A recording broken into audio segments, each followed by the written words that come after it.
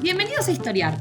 Este podcast fue creado y producido por la ASAI, Asociación Argentina de Investigadores de Historia. Un podcast sobre historia argentina, latinoamericana y mundial. Acompáñanos en este recorrido por el pasado para pensarnos en el presente.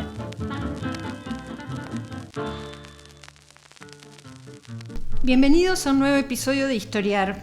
Soy Lila Caimari, historiadora, y hoy voy a ser anfitriona en una conversación sobre un personaje muy potente de la cultura argentina del siglo XX. Vamos a hablar de Hugo del Carril, del personaje y del mundo cultural y político en el que transcurrió su trayectoria de artista. Tomaremos como punto de partida la publicación de un interesantísimo libro colectivo sobre esta figura. El libro se llama Más allá de la estrella, nuevas miradas sobre Hugo del Carril, y está coeditado por Florencia Calzón Flores y Daniela Cossack y publicado por Editorial Autoría. En el libro participan Juan Manuel Romero, Fernando Martín Peña, Alejandro Kelly Opfenplatt, Emeterio Diez Puertas y Julia Kratge.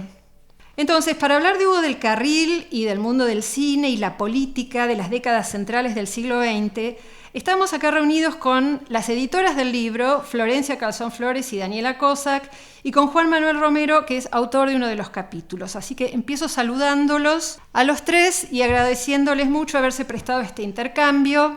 Buenas, gracias por la invitación. Hola, ¿qué tal? Muchas gracias por invitarnos. Bueno. Hola Lila, gracias por la invitación y gracias también a las compiladoras por la invitación. Bueno, buenísimo que están acá. Aprovecho entonces para presentarlos. Florencia Calzón Flores es historiadora, es magíster y doctora en historia, autora de 2 tesis importantes sobre la historia de las estrellas de cine argentino de la era clásica. Ha trabajado sobre Nini Marshall, sobre Libertad Lamarque, Zuli Moreno, Luis Sandrini, entre otros, en una línea de trabajo que está en plena expansión, como veremos. Y Florencia es además profesora en la Universidad Nacional Arturo Jauretche y en la UNSAM. Daniela Cossack, la coeditora del libro, es periodista, investigadora especializada en cine, autora de varios libros sobre cine argentino y de numerosas notas en revistas culturales sobre historia del cine, además de haber colaborado en Canal Encuentro y como programadora invitada en el Malva. Y por último, Juan Manuel Romero es historiador, autor de importantes trabajos de historia de la historiografía y de historia intelectual y cultural latinoamericana del temprano siglo XX, uno en particular sobre las representaciones de Estados Unidos en la cultura argentina. Juan Manuel es además director actualmente del proyecto de investigación Liberalismo, Nacionalismo y Populismo en la Argentina. Entonces, como vemos, son 3 perfiles diferentes. Los 3 han participado en este proyecto coral sobre la figura de Del Carril. Entonces, me gustaría empezar colocando esta iniciativa en un contexto historiográfico, ¿no? Porque mi impresión es que el libro se inscribe en una nueva manifestación de la historia del cine argentino y de sus estrellas en particular, que sigue el impulso, me parece, de una nueva generación de investigadores e investigadoras que están produciendo a partir de una intersección de tendencias que me parece muy productiva. Diría, por un lado, está el lugar que ha ido ganando el cine como insumo de la historia primero, ¿no? Es decir, como fuente de los historiadores. Esta es una tendencia que lleva ya mucho tiempo, ¿no? Es decir, la de los historiadores sociales, culturales, políticos también, de acudir a los archivos fílmicos como fuente del pasado. Esto es algo que venimos haciendo desde hace ya años. Y junto a esto, y en parte como consecuencia de esto, ¿no?, está la emergencia del cine como tema de la historia. Entonces, lo que vemos es, asistimos a una ampliación de la historia cultural por fuera de las fronteras de la cultura letrada, que ha activado el interés de historiadores e historiadoras en consumos culturales masivos y populares, ¿no? Consumos de las grandes mayorías, el interés en los productos de las industrias culturales, el cine, pero también la radio. Se está escribiendo mucho sobre la radio, y que ha abierto un campo de historia de la cultura masiva y más imbricado con los contextos sociales y políticos, y que hoy está en pleno desarrollo, ¿no? Uno diría, por supuesto, ha habido historia del cine por décadas, hay toda una tradición muy rica de historia del cine, que es previa. Pero mi impresión es, y ahora ustedes me dirán cómo lo ven, es que estamos ante un momento en el que vemos un diálogo más intenso que nunca entre las reconstrucciones producidas por investigadores formados en el mundo más acotado, más específico de los estudios del cine, y las miradas más contextualizadas, atentas a los consumos, a las representaciones sociales y demás, que provienen de historiadores sociales, políticos o culturales. Y una de las razones por las que creo que este libro tiene interés es que contiene ensayos escritos por autores de distintas vertientes, ¿no? Y quienes están reunidos aquí hoy representan esa variedad de orígenes, ¿no? Ese encuentro. Entonces, por un lado, lo que vemos es que esta tendencia tiene lógicas que son propias del campo de la historia, por un lado, ¿no? Pero también ha incidido fundamentalmente en esta tendencia la recuperación de archivos fílmicos. No estaríamos aquí sentados si el descubrimiento, ¿no?, y la recuperación de corpus de películas muy importantes no hubiera ocurrido en los últimos años, ¿no? Esto ha sido fundamental también en la tendencia. Entonces, me gustaría empezar preguntándoles a ustedes cómo están viendo este momento de la historia del cine, y si quieren agregar algo sobre las condiciones de trabajo de los historiadores del cine, los problemas de archivo que enfrentan, por ejemplo, y lo que quieran agregar en relación a estas cuestiones. Bueno, muy interesante la reconstrucción, bastante amplia. Creo que es bastante certera, ¿no? Que realmente la historia del cine se fue renovando. Primero porque las primeras historias del cine, las clásicas, digamos, habían sido escritas por críticos de cine, que escribían en los diarios y que después, de alguna manera, volcaban esa información y su comentario sobre las películas y sobre todo una valoración artística, estética sobre las películas. Y bueno, mucha información, o sea, son fuente de mucha información.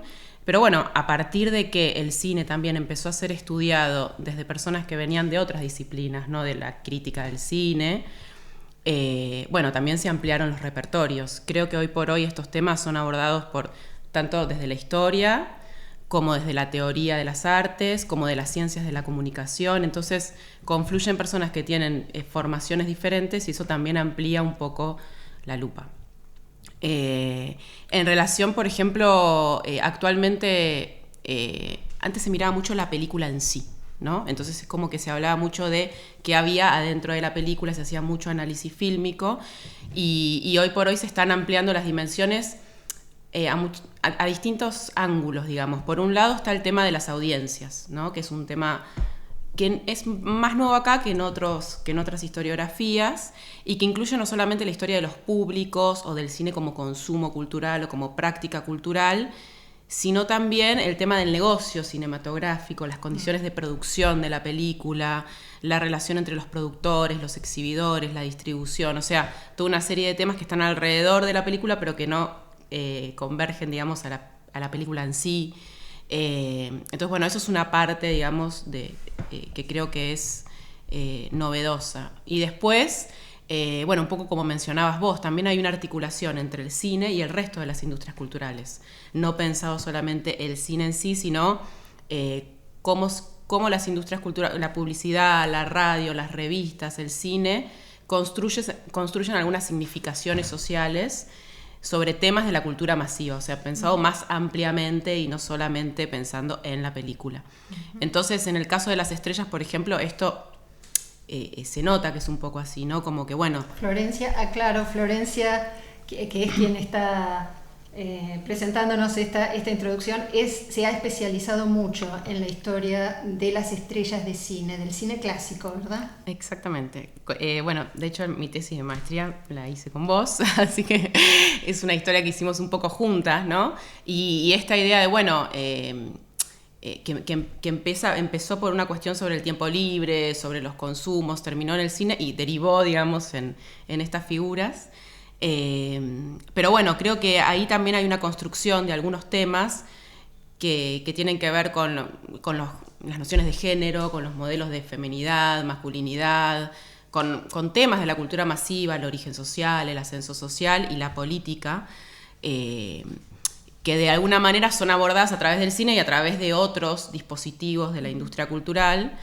Y bueno, en el tema, por ejemplo, de la política, también hay toda una nueva agenda, digamos, que cruza dos historiografías que estuvieron un poquito separadas, que es el tema de la historia política en sí y la historia de la cultura masiva, del cine. O sea, en general no se cruzaron mucho esos mundos.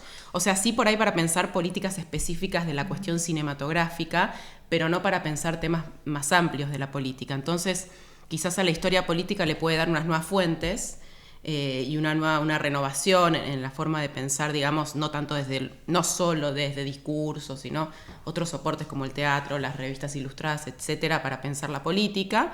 Y a su vez a la historia cultural, vincular esos dos mundos, no despolitizar, digamos, ese campo. Uh-huh. Y por último, no quiero extenderme mucho, pero también está el tema de lo transnacional que se ve en el libro, sí. Y que es otra tendencia y que tiene que ver justamente con que muchas veces hicieron historias nacionales, historias del cine estuvieron muy vinculadas a las historias nacionales, la historia del cine argentino, la historia del cine mexicano, la historia del cine español, y en realidad, sobre todo en la época del cine clásico, hubo proyectos para vincular esas tres cinematografías. Uh-huh. ¿Por qué? Porque eran las cinematografías más importantes de habla hispana y porque algunos productores, algunos empresarios, digamos, que producían películas, también pensaban que era la manera de hacer sobrevivir, digamos, y de hacer rentables sus películas para tener un mercado más amplio. A veces los mercados no alcanzaban solamente con que lo vea la audiencia de nuestro país. Sumado además a que muchas veces los espectadores argentinos preferían las películas norteamericanas, entonces el mercado era todavía más reducido. Claro. Entonces, esta idea de construir un mercado también que incluyera las principales cinematografías, también permite pensar, por ejemplo, a las estrellas en función de sus trayectorias profesionales, no como una elección, sino como parte también de este plan de producción que tenía que ver con una época y con cómo también se vendían las películas. Y de hecho, muchas de estas estrellas que consideramos estrellas del cine argentino, sobre las que has trabajado, eran de hecho estrellas internacionales también, ¿no es cierto? Y esto incluye al caso de Diego del Carril, como muestran ustedes en el libro. Totalmente. Y además eran, algunas después directamente se mudaron a otras cinematografías, como es el caso de Libertad Lamarque. Pero también es interesante ver cómo en esa transnacionalización a veces mutan sus imágenes, o a veces, sobre todo porque algunas figuras están muy vinculadas al imaginario porteño, tanguero, claro, etcétera. Entonces hay como cierta hibridación con otras culturas nacionales. Pero esto también, digamos, está presente en el libro y creo que son todas estas variantes las que están ahí renovando esta historia. Una convergencia de muchas cosas. No sé si quieren agregar algo, Juan Manuel, Daniela. Me interesaría hablar un poco, que nos contaran un poco sobre la cuestión de los archivos, la cuestión de la recuperación de las películas y cómo esto está incidiendo, ¿no? en cómo pensamos la historia del cine argentino. Sí, el tema de los archivos, que es un tema fundamental para la historia del cine, porque básicamente estamos hablando de las fuentes con las que investigar. Es un tema que empezó a cobrar importancia en Argentina hace relativamente poco tiempo. La ley que creó la Cinemateca Nacional, que es la institución estatal que debería preservar las películas, es de 1999. Esa institución nunca se terminó de formalizar y entonces todavía no está funcionando realmente. Entonces, en la Argentina se da una situación en la que el 90% del cine mudo está perdido, esa cifra igual está en línea con lo que pasa en otros países, y el 50% del cine sonoro está perdido, y esa cifra es enorme, sobre todo para una cinematografía tan importante como fue la Argentina en su periodo clásico, y que esté perdido significa que ya no existen más negativos originales de esas películas o negativos copiados, digamos, de los cuales se puedan hacer nuevas copias positivas en fílmico, porque lo que sucede es que uno necesita tener las películas en fílmico, por lo menos las que se filmaron en fílmico, en 35, en 16. El tema del digital, todo lo que es nacido en digital, más reciente, es otra historia.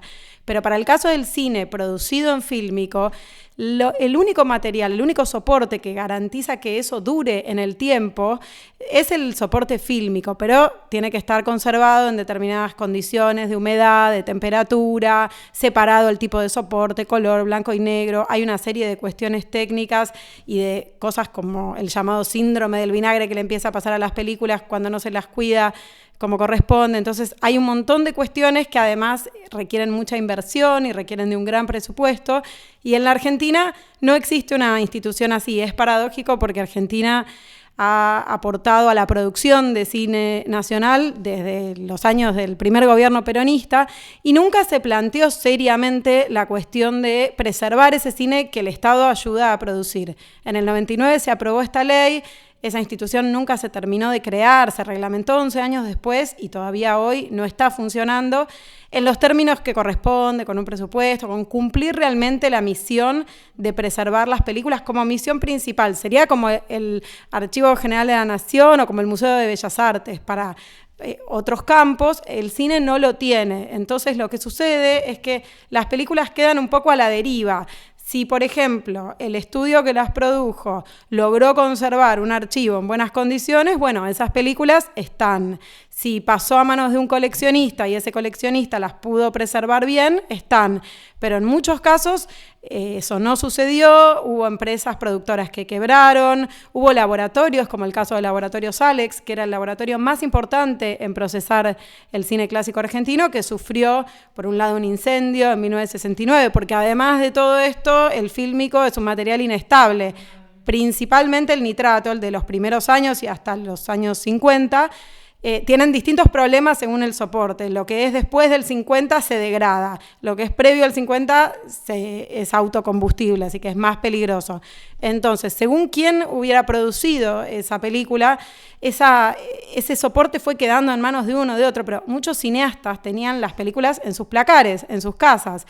En el caso particular, por ejemplo, de Hugo del Carril, muchas de ellas estaban en laboratorio Salex, que en el 69 sufrió el incendio de sus depósitos y que en el 95 quebró, y como no logró el laboratorio devolverle, por ejemplo, a las familias de los dueños todas sus películas, muchas fueron a parar a la basura hasta que el dato llegó al Inca. El Inca trató de recuperar algunas. O sea, realmente las películas que sobrevivieron al día de hoy fue un poco por azar, por lo menos hasta principios del siglo XXI, cuando especialmente Fernando Martín Peña y... Exactamente, te iba a preguntar, porque a falta de políticas públicas de largo plazo, que es lo único que uno podría decir es que el mal tiempo es general, ¿no es cierto? Porque uno como historiador, digamos, está acostumbrado a oír historias de catástrofe archivística. Leyendo el libro yo reconocía como a la enésima, ¿no? Quizá estos problemas estructurales por la calidad, por la fragilidad misma de los materiales, pero bueno, entonces a falta de conciencia, de políticas públicas de largo plazo y demás, hay ciertas figuras que han sido fundamentales, ¿no?, en la recuperación de acervos fílmicos. Vos mencionás a Fernando Martín Peña, pienso también en Paula Félix Didier, ¿no es cierto? Sí, por supuesto. Tanto Fernando Martín Peña como Paula Félix Didier, que participaron de distintas formas en este libro, ellos, en el caso de Fernando, estuvo incluso involucrado en la redacción de la ley en su momento, una ley impulsada por Pino Solanas. Y Fernando, además, junto con Paula y con otros investigadores, a partir del año 2000 o 2001, cuando se dan cuenta que la institución no se está creando, forman a ProCinaIN, que es una asociación en pos de la creación de la CINAIN, Cinemateca y Archivo de la Imagen Nacional, y como la Cinemateca no está funcionando realmente, ellos empiezan a rescatar películas y empiezan a buscar apoyos de distintas instituciones, del propio Inca, pero también, por ejemplo, del laboratorio Cinecolor, que hasta 2016 procesaba fílmico, ahora ya no, solo digital. Entonces, a partir de la alianza de distintos grupos e instituciones, el Festival de Mar del Plata, lograron rescatar algunas películas. Hubo un rescate muy importante de películas que aparecieron en el sótano del ENERC, la Escuela de Cine del Inca, en donde justamente Peña y Octavio Fabiano, otro coleccionista, encontraron la primera vez que fueron allí películas de Hugo del Carril. Esas películas venían del laboratorio Alex y estaban abandonadas, pilas y pilas de 3 metros de altura, con el suelo inundado, o sea, muy malas condiciones. Ellos hicieron un trabajo de revisión y catalogación junto con alumnos de la ENERC de ese momento. Les llevó 5 años todo ese trabajo porque había que abrir cada lata y ver qué había y ver qué se podía rescatar. De ese modo se reconstruyeron muchas películas del cine clásico. Porque hay que decir que en la base del proyecto de este libro está la recuperación de ese corpus, ¿no es cierto? Y la restauración de esas películas y las retrospectivas sucesivas que se organizaron, que mostraron, que exhibieron esa obra ante un público nuevo, ¿no es cierto? Y es como si hubieran comenzado una nueva vida, pero digamos, en la base de todo esto, una nueva vida de la cual este libro es parte, ¿no? En la base de todo esto hay una recuperación del corpus primero. Sí, totalmente. Este libro no lo podríamos haber hecho de esta forma sin esa recuperación que arrancó en la primera retrospectiva parcial, fue en el Festival de Mar del Plata en 2005. Ahí se proyectaron algunas películas de Hugo del Carril en copias nuevas que provenían de este sótano del ENERC. Después, en 2010, el Museo del Cine Paula Félix Didier encontró en los depósitos del Museo del Cine una copia de Las Tierras Blancas, por ejemplo, y se proyectó en el Festival de Mar del Plata una copia en 35 milímetros nueva. En 2015 se proyectaron otras 3 y en 2018, después de que terminaron de aparecer los 3 títulos que faltaban en Fílmico aparecer, Fernando Martín Peña programó en el Malva una retrospectiva integral de la obra de Hugo del Carril como director, que también incluyó películas suyas como actor, y también fue ahí donde Florencia y yo fuimos a ver varias juntas y empezamos a pensar en este libro. Fue un producto de poder ver esas películas en buenas condiciones, porque hasta el momento lo que se podía ver en las plataformas online, por ahí están, pero no se ven, no se escucha, son copias muy malas tomadas de la televisión y realmente uno lo que ve ahí es como una sombra de la película original. Bueno, entonces, si les parece, si les parece, avanzamos sobre la figura misma de Del Carril, porque es interesante, me parece que, digamos, que hay otro contexto, ¿no? Vamos como avanzando en contextos cada vez más específicos.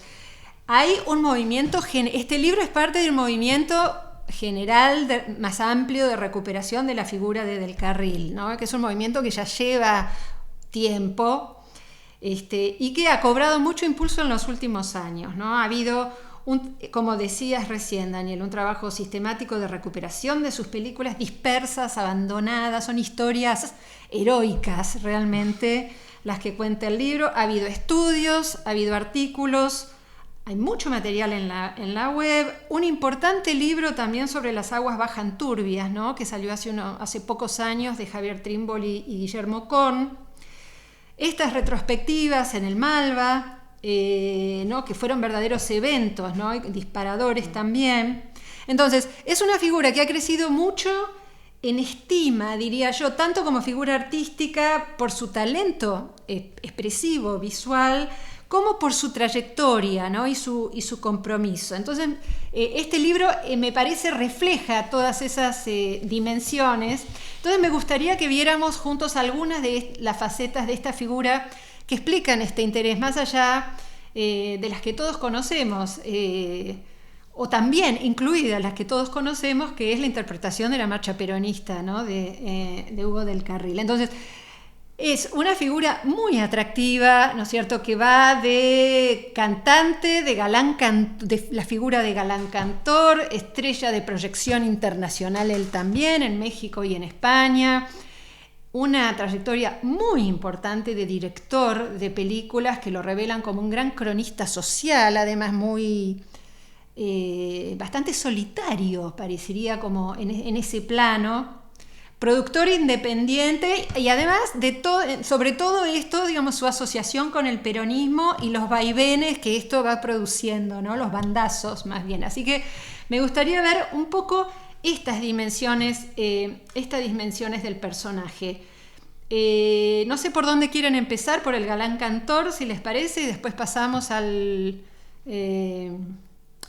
vínculo de Del Carril con la política, que es otra dimensión muy importante también, además que creo nos abre a una dimensión importante de esta nueva historia del cine, ¿no? Entonces, Del Carril irrumpe por una puerta que uno podría decir es una puerta relativamente convencional en los años 30, ¿no? Es un galán cantor, y esa primera figura aparece muy asociada implícita y explícitamente a la figura de Gardel, ¿verdad, Florencia? Sí, totalmente. Sí, él aparece por una vía, es un galán que no tenía trayectoria teatral, porque había habido otros galanes cantores en el teatro. En el caso de Del Carril, como él hace su ascenso, digamos, en los años 30, él parte de la radio, primero como speaker, o sea, como locutor, y después cantando tangos. Y a partir de ahí, en ese mismo rol, digamos, de cantor, es que de cierta manera pasa al cine. Porque sobre todo él pasa al cine en un momento en donde el tango y el cine, bueno, estaban asociados, ¿no? En esas primeras películas que para muchos espectadores tenían el atractivo de poder escuchar a los cantantes y a las cantantes de tango. De hecho, él no es el único que tiene esta trayectoria, y muchas de las figuras populares de esa época venían también de la canción popular. Entonces, en el caso del Carril, lo que es interesante, creo, es bueno, que en sus figuras justamente se concentran o se pliegan algunas cuestiones que tienen que ver con el héroe tanguero y por el otro lado el galán de cine. Es como que de alguna manera esta figura del galán cantor recrea elementos de esos dos universos, ¿no? Porque por un lado, como galán de cine, él tenía todas estas características que tienen que ver con su apariencia física, con su masculinidad, con su aspecto varonil, elegante, etcétera.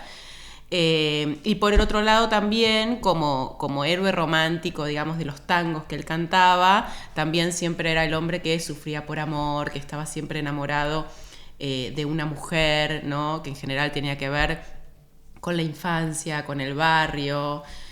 Bueno, entonces en ese sentido es como que en cierta manera recrea estos aspectos de esos dos universos. Y bueno, por el otro lado también él se construye, digamos, como figura, como el sucesor de Gardel, porque en el 35 muere Gardel, como lo analiza Sandra Gayol, en realidad su muerte acrecienta su fama, obviamente, y bueno, y a partir de ahí Gardel muy pronto es un mito, digamos, para la cultura argentina, y bueno, y es como que de alguna manera Del Carril se postula o se va construyendo como su sucesor, y eso no solamente por su forma de cantar, sino también por una construcción en la que participa el cine. Por ejemplo, cuando él hace esta película La vida de Carlos Gardel, bueno, se asocian esos dos nombres. Es una película para asociar el nombre del Carril al nombre de Gardel. Y no tiene nada que ver con la vida de Carlos Gardel, en realidad, la película, y todos dicen lo mismo, pero bueno, sirvió, digamos, para construir ese paralelismo, que también lo construye la publicidad, que también lo construyen las revistas, todo el tiempo están jugando un poco con estas dos imágenes, y eso le ayudó a Del Carril en su ascenso y en su consagración, porque es como que se puso como el heredero de esa figura que distribuía prestigios, digamos, en el campo cultural. Entonces, bueno, a partir de ahí él tuvo mucha legitimidad. Sí. Y bueno, hay un dato, ¿no? Que en el 48 era con Sandrini el actor mejor pago, o sea que era una figura que tenía muchísima... Una gran estrella. Una gran estrella. Y da la sensación, por lo que cuentan, de que es con ese estatus que él irradia internacionalmente, ¿no es cierto? Llega a México como una gran estrella, cantor también de cine, ¿verdad? Sí. Eso es lo que es el primer impulso, claramente, que lo catapulta, digamos, a la fama. Es el primer impulso, y también en cine, de hecho, en México, de hecho, él va por, digamos, canta en muchísimos lugares, presenciales, salones, etcétera. Incluso, porque claro, el cine tiene en su etapa industrial una serie de mucha producción, y después merma, ¿no?, en la cantidad de películas que se hacen. Y Del Carril, en realidad, en parte su vigencia y de dónde sigue viviendo, de dónde sigue ganando, digamos, plata, tiene que ver con seguir cantando tangos y seguir haciendo presentaciones, porque había otros actores que por ahí no tenían esta otra vía, que bueno, encuentran otras maneras o pierden vigencia, pero en realidad Del Carril, esta faceta, digamos, de cantor, es una faceta que atraviesa toda su vida y con la que incluso financia alguna de sus películas. Es un recurso del que él puede echar mano a lo largo del camino, ¿no? En los distintos Exactamente. Momentos, en los distintos momentos.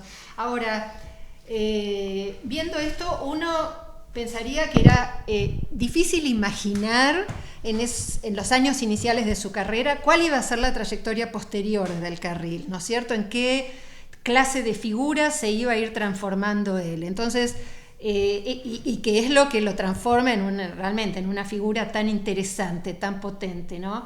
Y ahí está, por un lado, sus dotes, es decir, su aprendizaje, uno diría muy rápido, de las destrezas, ¿no?, de la dirección, y por otro lado sus convicciones políticas que van ocupando un lugar también muy importante en las decisiones artísticas que él va tomando.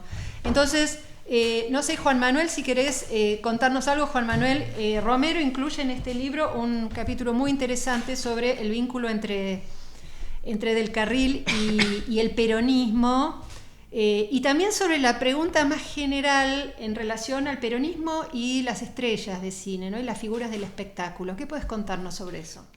Primero quisiera decir, en relación a lo que comentaban al principio, creo también que Del Carril, estas figuras, o digamos, las películas, estos artefactos funcionan de verdad como fuentes, como objetos, como entradas a problemas que son muy diversos, y que permiten dialogar muy bien con agendas historiográficas que son muy distintas, y que tienen preguntas que muchas veces confluyen, que es lo que vos decías, ¿no? Hay convergencia de agendas distintas. Durante mucho tiempo digamos, las películas eran tomadas un poco instrumentalmente, ¿no?, para mirar otras cuestiones.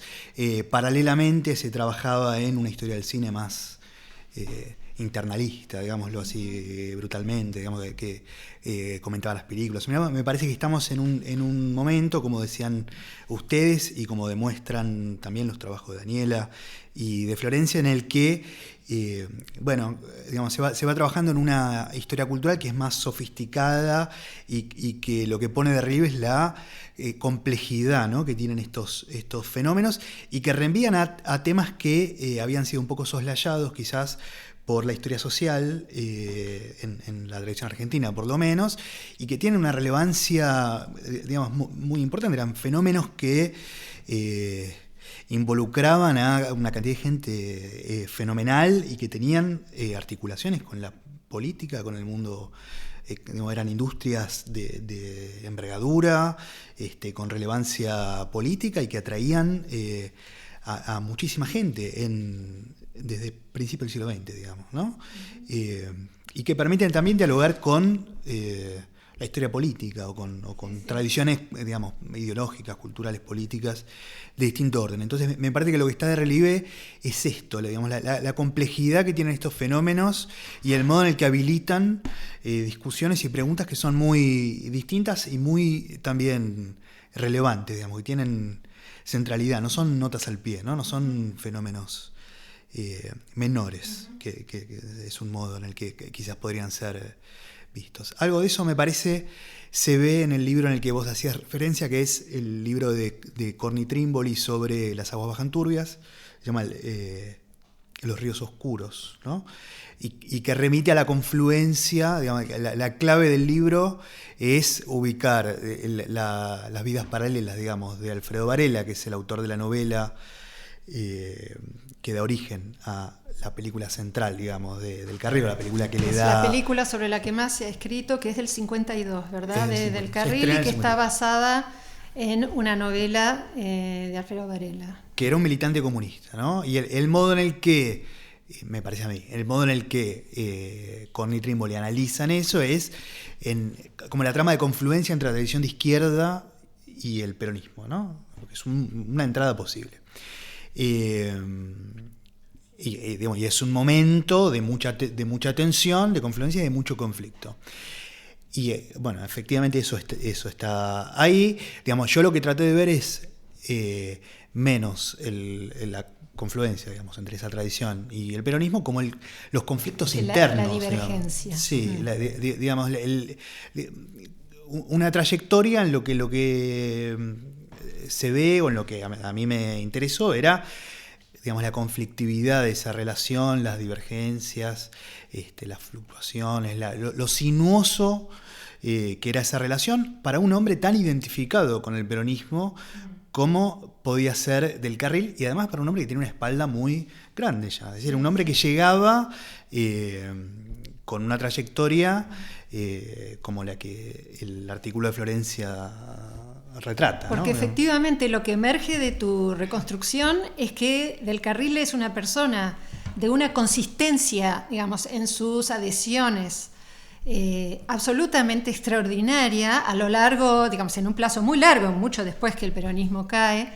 Y sin embargo, con una persona que tenía, digamos, un capital, ¿no?, propio también muy considerable ya en los años 40 cuando llega el peronismo, y sin embargo con una relación dificilísima con ciertas autoridades, digamos, ¿no?, con ciertas figuras del peronismo.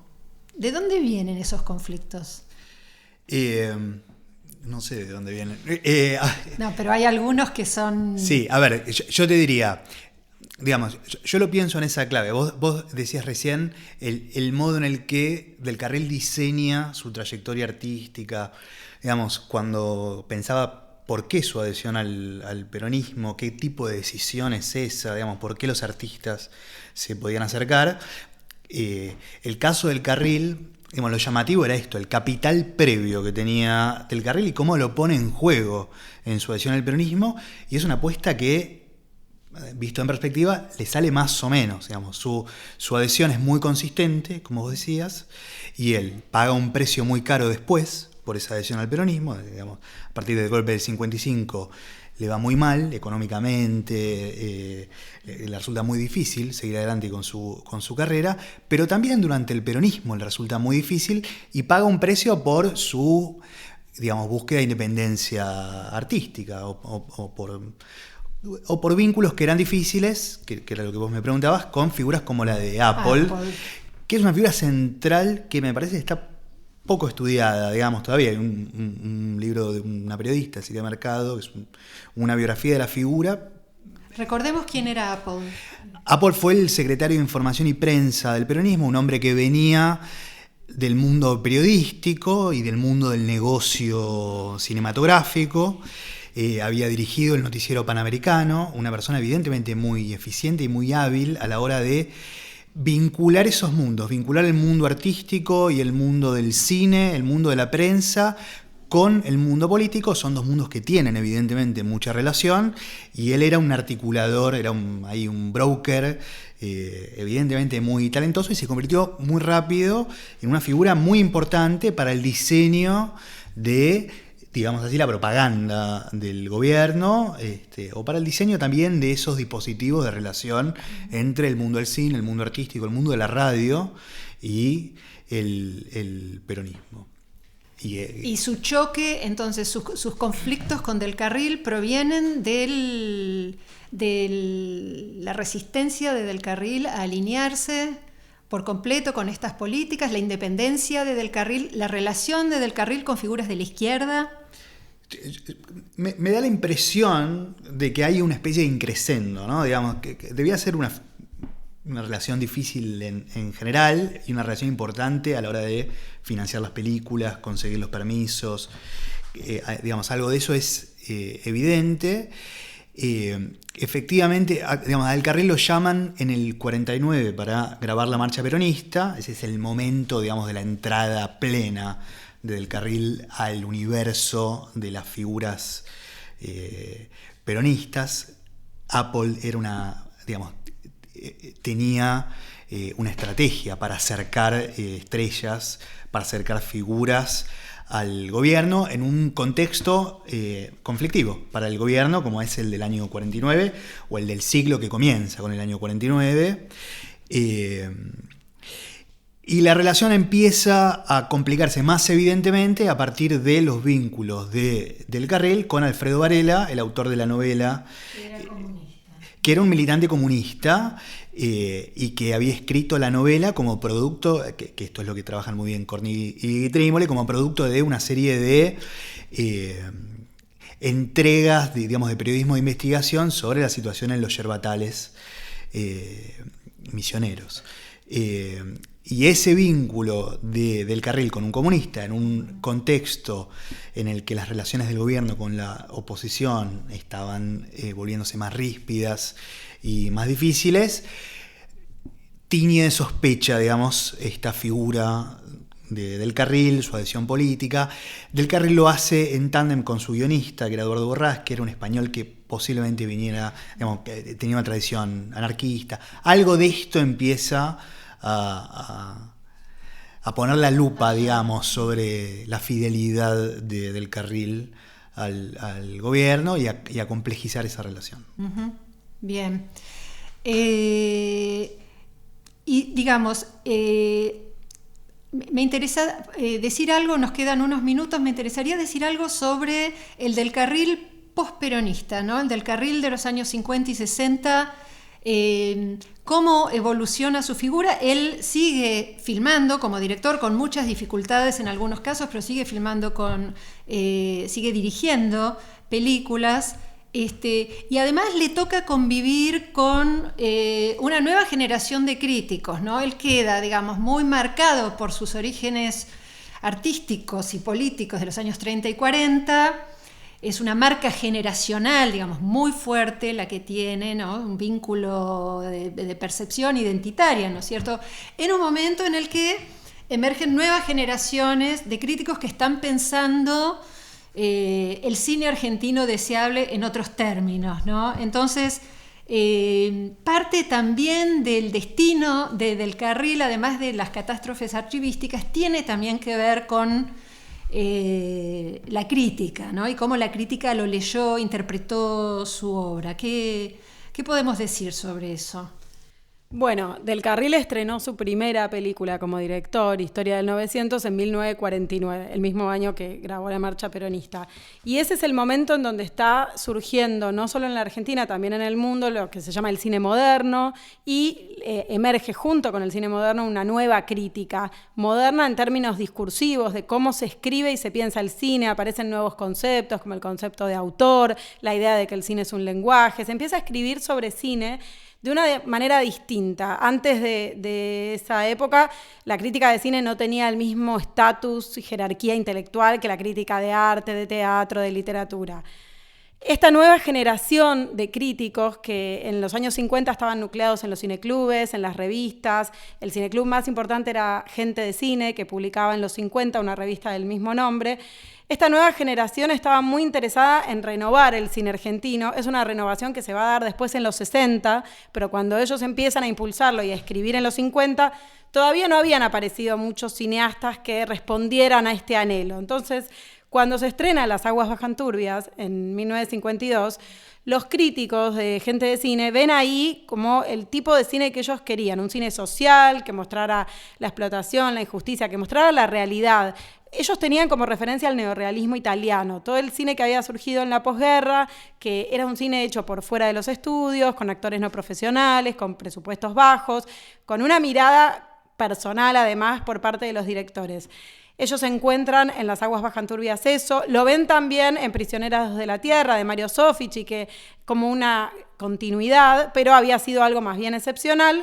Y de repente Hugo del Carril se convierte para ellos en la gran esperanza para el cine argentino, junto con, por ejemplo, Leopoldo Torre Nilsson, que luego está considerado como el padre de la generación del 60. Era una figura que los inspiraba. Entonces, esta crítica, muy interesada en este cine que para ellos mostrara la realidad, pone la mirada en Hugo del Carril, y lo que sucede es que después del Carril estrena La Quintrala en el 55, estrena Más allá del olvido en el 56, que son dos películas con fuertes rasgos melodramáticos. Entonces ahí hay como una gran decepción por parte de los críticos. Incluso en algunas revistas especializadas ellos hablan de retroceso, de paréntesis, porque tenían esta idea de que el cine argentino tenía que evolucionar hacia un cine realista, social y auténtico. Se hablaba todo el tiempo de autenticidad en la crítica de cine. Entonces ahí empieza el gran desencuentro. Divorcio, claro. Vos mostrás, Daniela, en tu aporte, ¿no?, al libro, que hay una especie de como de desfase, uno podría decir, entre la sensibilidad cinematográfica del Carril y la de estos nuevos críticos, que son un poco los que están marcando y seleccionando, ¿no? Porque entre otras, seleccionando qué es lo que vale la pena comentar y qué no, porque otra cosa que mostrás también es que en realidad hay muchas películas que son directamente ignoradas, ¿no? No solo criticadas, sino también ignoradas, ¿verdad? Sí, en Gente de Cine, de hecho, Hugo del Carril aparece por primera vez con Las aguas bajan turbias, que es su cuarta película, aparece como director. Y después, en Tiempo de Cine, que es la revista que editaba el Cineclub Núcleo y que fue la revista más importante de la década del 60, Hay una crítica de Culpable en el primer número del 60, pero después las películas de Hugo del Carril ni siquiera están comentadas en la sección de crítica, que era una sección muy importante de la revista. Siempre tienen un lugar marginal al final, en el fichero de estrenos, 3 renglones y con comentarios bastante despectivos incluso, se podría decir, porque acá confluyen varias cosas. Por un lado, esta cuestión de que Hugo del Carril no había continuado por esta senda de autenticidad que ellos esperaban. Por otro lado, estaba la cuestión del peronismo. Todo este sector de críticos intelectuales que buscaban modernizar la crítica de cine eran en su mayoría antiperonistas. Entonces, si bien le reconocen a Hugo del Carril cierto talento, creen un intuitivo, que sabía filmar, narrar con la cámara, y le reconocen un montón de cosas, porque eso se puede leer en los textos, a la vez siempre está presente este rechazo a Del Carril como ícono cultural del peronismo. Incluso hablan de insuficiente formación cultural, como que no se pueden desprender de ese rol que había tenido Hugo del Carril, porque para ellos, en Gente de Cine es muy notorio, el golpe del 55 es como una gran oportunidad que se abre para el nuevo cine argentino. Entonces, Hugo del Carril estaba asociado... No entraba en ese proyecto, claramente. No entraba, y además lo asociaban a la industria, porque aparte del peronismo, la cuestión era que el nuevo cine tenía que ser un cine independiente, hecho al margen de la industria, en contra de la industria. La industria era el establishment cinematográfico, y para ellos Hugo del Carril era una figura industrial clave. Además estaba la asociación entre cine y tango, que había sido tan productiva en las primeras décadas, y también el tango era algo viejo en ese momento. Son los 60, el momento de las nuevas generaciones, nuevos consumos, nuevos hábitos. Para ellos lo dicen explícitamente, Hugo del Carril es una figura de la vieja generación. Entonces, bueno, se fueron combinando estas cuestiones para que esta crítica no estuviera muy interesada en él como director, y fueron instalando cierto sentido común, porque a la vez estos críticos fueron muy importantes en la historia de la crítica de cine en Argentina. Entonces, bueno, quedó en un lugar quizás relegado que recién a partir de los 70, con los textos de Abel Posadas, después en los 80 y sobre todo a partir de la muerte de Hugo del Carril, se lo empieza a recuperar como director. Claro, bueno, es muy claro, ¿no? Hay todas las líneas distintas de convergencia que van, ¿no? Que de corto y de largo plazo, que van explicando, ¿no? Estas idas y vueltas en la figura. ¿Hay algo más que quisieran mencionar en relación a la figura de Del Carril, a esta empresa? Tenemos que ir cerrando. No, quizás algo como lo que vos decías, ¿no? Que es una trayectoria muy larga, y que entonces en esa trayectoria larga cuenta justamente con distintas etapas, y eso fue algo también que nos interesaba con Daniela, porque cuando fuimos a ese ciclo, ella lo conocía como director, yo lo conocía como estrella del tango y del cine. Entonces creo que es una figura como que se reinventó, y sobre todo que ese paso de ser galán y cantor a la dirección no es tan habitual, o sea, entonces lo convierte quizás en ese sentido en una figura particular. Bueno, si no tienen nada más que agregar, entonces les agradezco haber participado de esta empresa. El libro es interesantísimo. Repito, Más allá de la estrella, nuevas miradas sobre Hugo del Carril, está publicado por Editorial Autoría. Se obtiene en la página del Museo del Cine, ¿verdad? Sí. Se puede obtener en la página web del Museo del Cine. Sí, el libro está por un lado en librerías para el que lo quiere leer en papel, y además se puede descargar de manera gratuita en PDF y en EPUB en la página de la Asociación de Amigos del Museo del Cine. Bien. Bueno, y entonces lo que nos trae el libro es una recuperación en varias vertientes, una recuperación para la historia, para los archivos, y como decía Juan Manuel, con estos materiales que son materiales polisémicos que nos pueden servir a los historiadores para hablar de muchas cosas, y a la vez una recuperación estética, ¿no? Porque hay también, ¿no?, una nueva valoración, una vuelta, ¿no?, en relación a los juicios críticos de los años 60. Así que bueno, les agradecemos haber contribuido a este movimiento con el libro. Muchas gracias. Gracias.